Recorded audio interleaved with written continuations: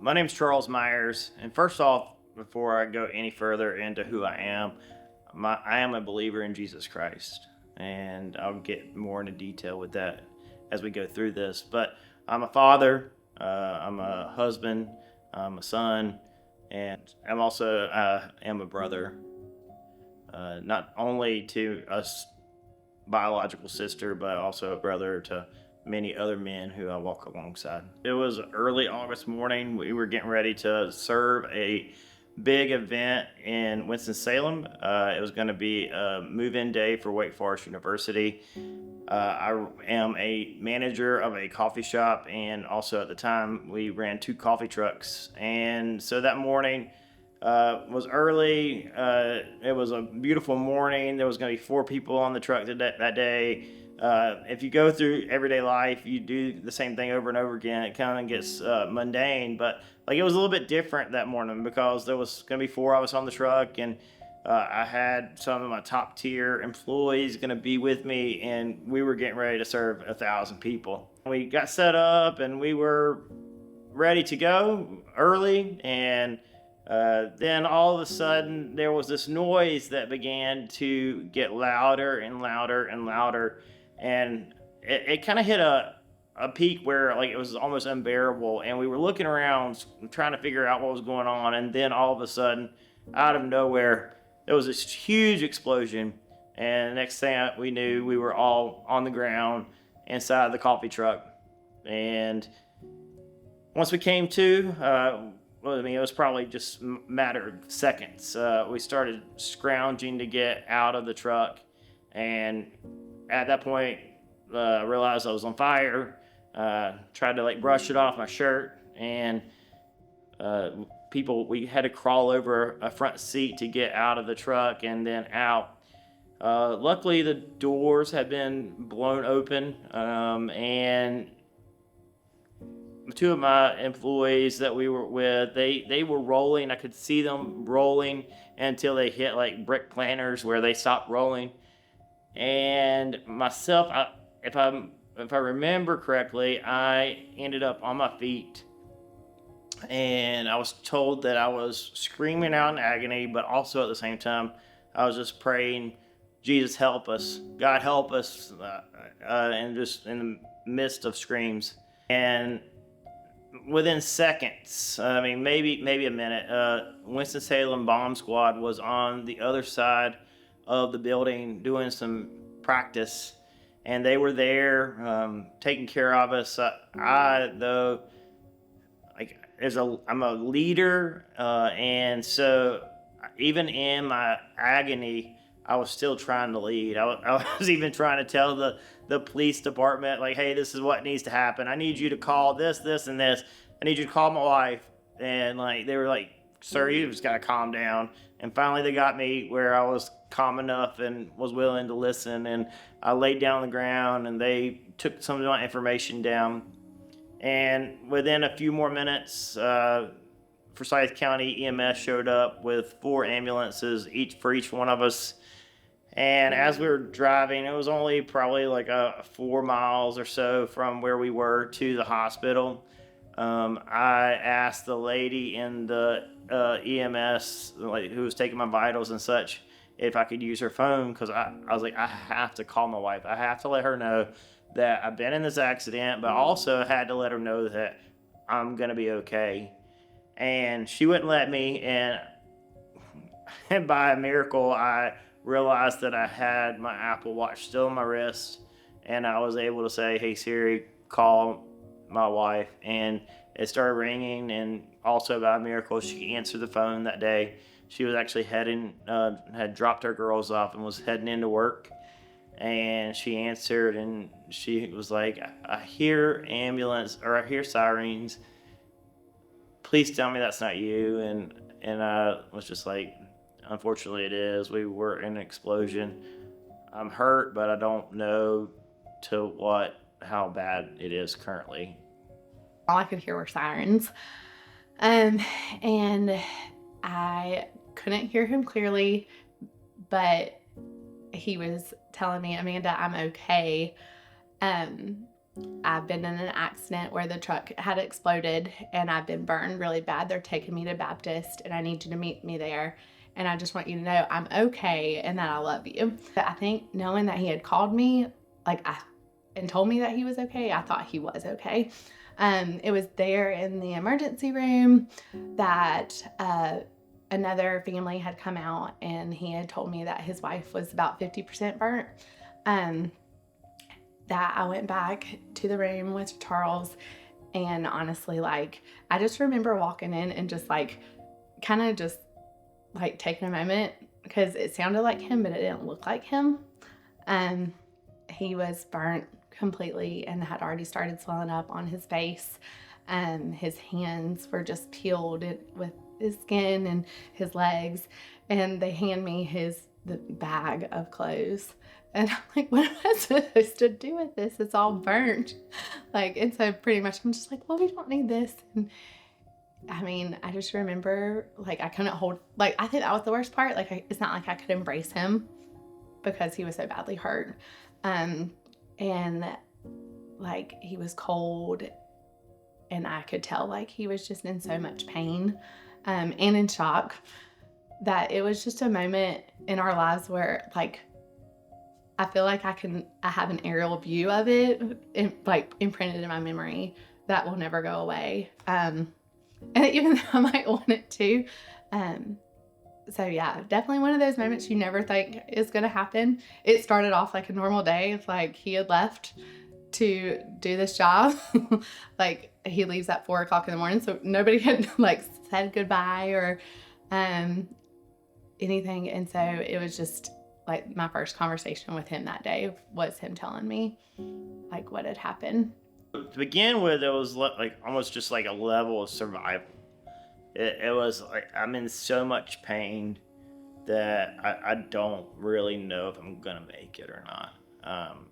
I didn't know at that point that 47% of my body was burned, with a large portion of that being third-degree burns.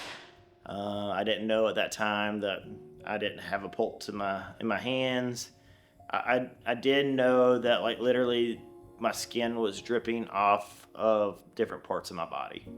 It was, very graphic at the time, but I could tell that I was in pretty bad shape. Looking back at pictures, it didn't look as bad. Looking at some of the pictures, didn't look as bad, but then it seemed like as things set in, it progressively got worse the way I looked. But so there were, again, in the beginning, it was a level survival. And then once I realized that I was going to survive, then the next thing was, all right, how long am I going to be here? How long am I going to be stuck in this hospital? And and I didn't realize the journey that I was going to have ahead. There was a level of faith that went into it. There was a level of, I know who I am. I know my identity in Christ. I know that I had to get better because I had 2 little girls that depend on me, and I have a wife that depends on me. And so, you can't just I couldn't just give up. I had to continue to push, and I also had to accept in the moment, I'm not well. I'm gonna have to, go through this journey. It's just kind of like threading a needle. I had to listen to what they told me to do, and I had to just accept it. And after they did my skin grafting, and they used, obviously, so I was 47% burned, so they had to use the other 47% of my body, which ended up being 94% of your skin being messed with in some fashion. They took all the skin grafting from my backside and my back, and that's when the major pain came in, because it was so painful to try to get up that I would choose not to. And finally, they started making me, and the grit that I had to do. I just remember grit my teeth and just having to push myself to do it was just, I can't explain the agony And it started with literally steps, like it started with me getting out of the bed, standing up, and that's all I could do. And then it was moving from the bed to the chair, and then it was actually starting to walk to the door of my room. And then with a walker, I started walking from my room to one of the other people that were on the truck to check on them. And I was able to finally graduate to walking with a walker from here to there, out of the actual burn ICU.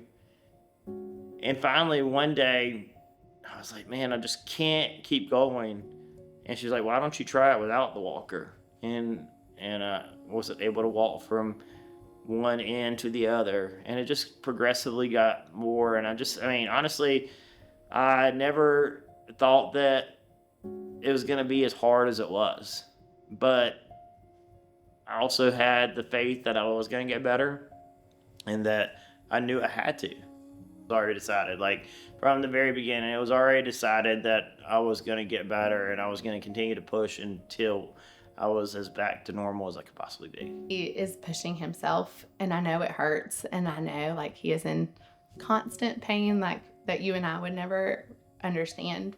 But the Lord has given him a fight, and like he is going to finish that race. At first, he was not able to drive because they were worried about his grip strength. And so he ordered the little grippers, and he worked every day, 3 times a day, to make sure that he was strengthening his grip strength to grow in independence, so that way he could grip the steering wheel. So not only that it would be safe for him to be behind the wheel, but for other people. And like, I just feel like that's just his character in an act of service. Like he knows like his limitations, but he knows how to work his way to reach that goal. And I mean, like he wasn't able to lift like really anything when he came home. I think we both thought like, oh, they're sending you home, like you're gonna be able to jump back in and do things. And I remember the first week we were just like, oh, like no, like we have to take baby steps. And I think even in those baby steps, like he told me like, okay, back in October we were able to lift 3 pounds.